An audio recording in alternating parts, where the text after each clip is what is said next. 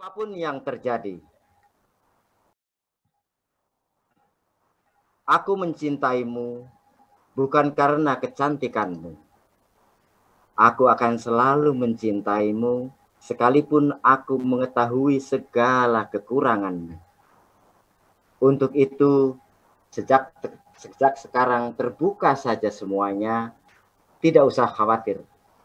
Percayalah, yang perlu engkau ketahui, sejak engkau singgah di hatiku, wahai kekasihku, baru aku dapat merasakan bahwa hidup ini mempunyai arti.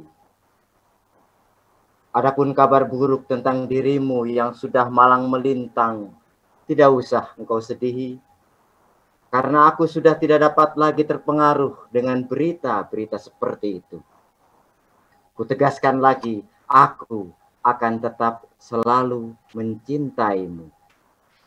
Sehingga tidak perlu bersedih hati ketika ada seorang teman yang menyebarluaskan rahasiamu karena engkau sendiri ternyata tidak mampu menyimpan rahasiamu sendiri.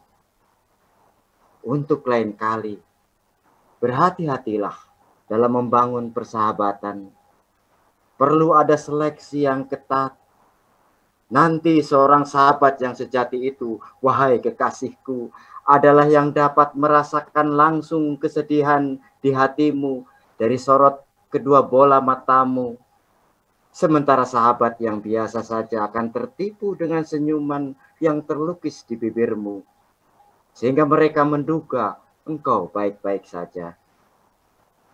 Adapun sikapku sendiri yang lebih memilih tutup mulut terhadap mereka, sama sekali tidak berarti aku setuju dengan mereka. Melainkan karena aku sudah sangat lelah sekali dalam usaha menafsirkan tentang maksud dan tujuanku yang sebenarnya kepada mereka yang berotak dungu.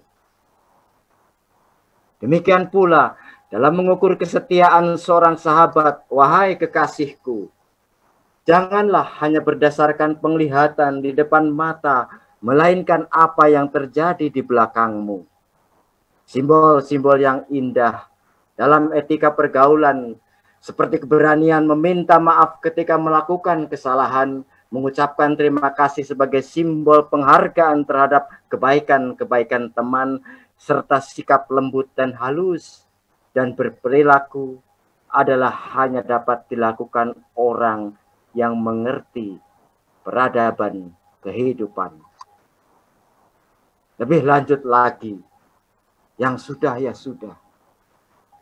Sama sekali tidak mengganggu dan mengurangi cintaku kepadamu. Yang penting sejak sekarang, silakan engkau berjalan dengan tegak dan lurus. Abaikan saja komentar orang yang mengatakan bahwa langkahmu miring-miring tidak lurus. Barangkali sebabnya karena otak mereka sendiri yang miring. Ekstra hati-hati perlu dibangun dalam dirimu. Sampai ucapan-ucapan yang meluncur dari mulutmu perlu diperhitungkan kembali. Ada kalimat-kalimat yang membangun dan ada pula kalimat-kalimat yang menghancurkan. Di sini engkau harus cerdas memilih. Mari melangkah ke depan bersamaku, wahai kekasihku. Dengan penuh rasa optimis. Optimisme itu bukan menggelembungkan angan-angan, tetapi keyakinan yang ada di dalam diri kita untuk meraih sukses.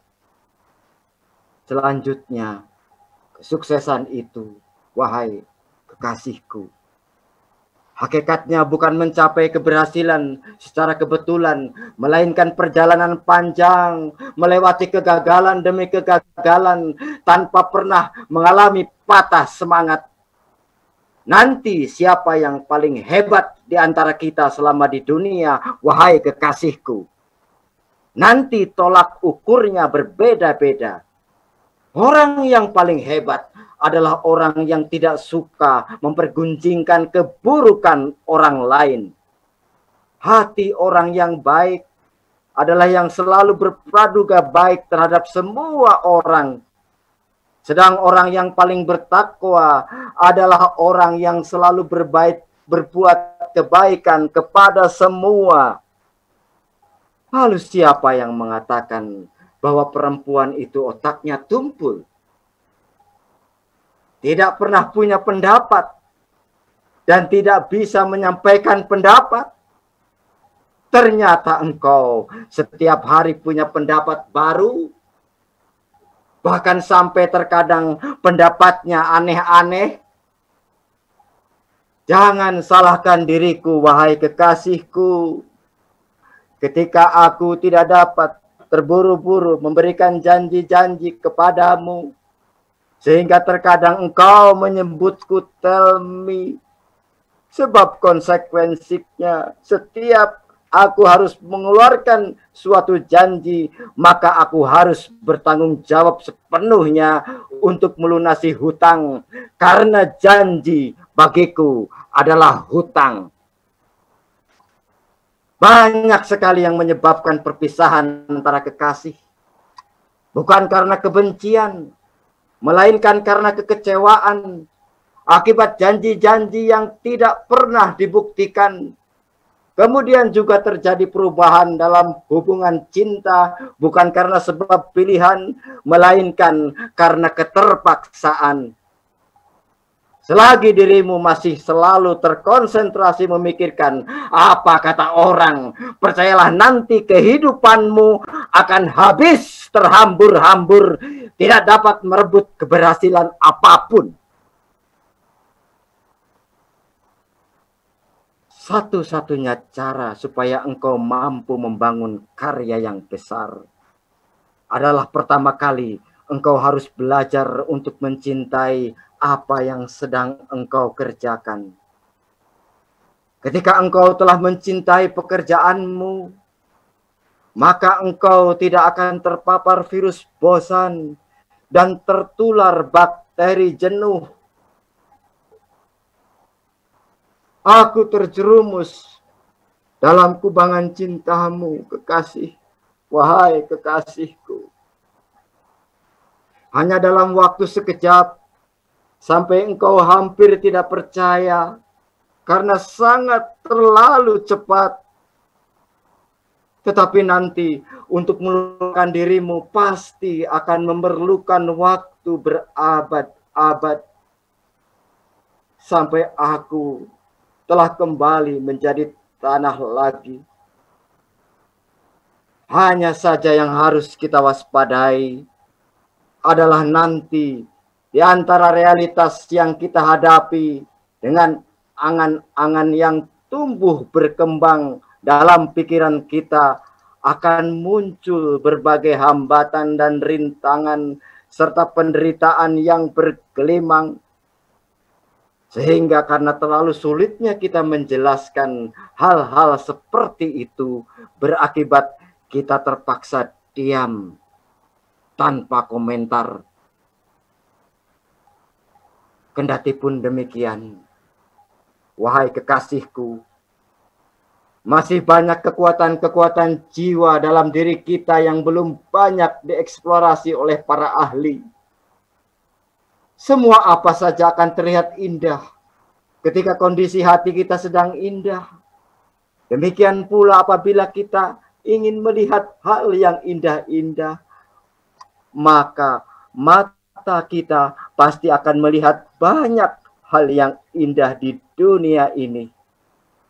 Karena walau bagaimanapun kita ini adalah majikan dari pikiran kita sendiri. Sehingga nanti beban yang paling berat dipikul manusia di dunia ini adalah kekosongan pikiran.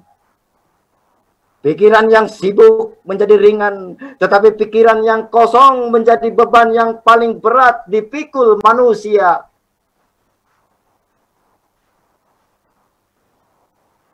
Dari sejak aku duduk di bangku sekolah tingkat SD, banyak orang yang menyanjungku anak yang cerdas. Sampai di perguruan tinggi, para dosen menyebut otakku hampir sama dengan otaknya Albert Einstein. Tetapi setelah aku jatuh cinta dalam kubangan cinta bersamamu, perlahan kecerdasanku terus semakin menurun. Aku sudah tidak mampu lagi memikirkan rumus-rumus yang rumit. Karena yang terbayang dalam pikiranku adalah alismu yang tebal, bibirmu yang merah menyala, maskara yang melengkung lentik, serta rambut hitam pekat berkilau lurus lebat terurai menutupi sudut bibirmu yang merekah.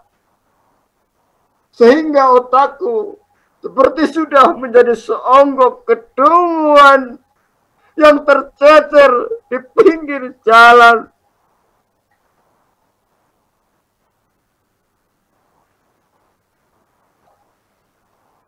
Setelah kuteliti surat keputusan perceraian yang diterbitkan pengadilan, ternyata baru berselang 1 bulan.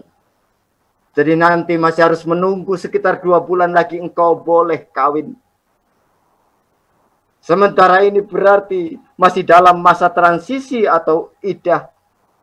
Itu pun apabila tidak ada perubahan. Apabila suamimu berubah pikiran, ingin rujuk kembali, maka prosesnya tidak perlu kawin lagi karena statusmu masih sebagai istrinya. Tetapi dalam masa transisi selama 3 kali menstruasi atau 3 kali suci, apabila terjadi perubahan mendadak, engkau rujuk lagi. Nanti terpaksa aku harus beli tambang di pasar. 4 meter juga cukup. Tidak mungkin aku rujuk lagi dengan mantan suamiku. Percayalah, wahai sayangku, aku sudah lelah memberi maaf berulang kali atas perselingkuhannya. Dari mulai dengan anak-anak ABG sampai dengan janda tua beranak 8 yang sudah ditinggal mati saja. Begitu awalnya. Engkau ingin meyakinkan tidak mungkin rujuk kembali, tetapi selanjutnya engkau berkeluh kesah. Seketika aku interupsi supaya jangan berlanjut. Kejelekan teman kita yang dulu tidak perlu dibongkar lagi. Tetap kita hormati.